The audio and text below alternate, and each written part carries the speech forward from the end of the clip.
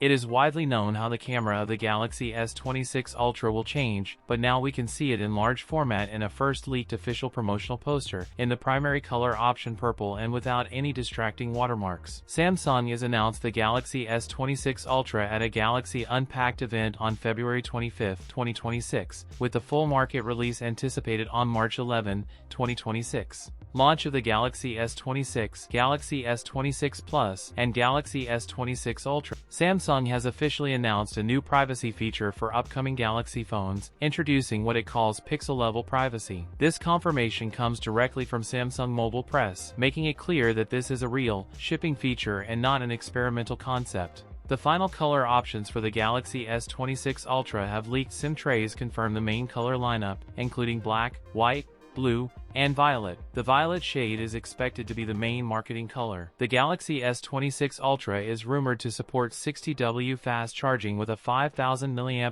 battery, a significant upgrade. In contrast, the base Galaxy S26 will stick to 25W charging, and the S26 Plus will remain at 45W.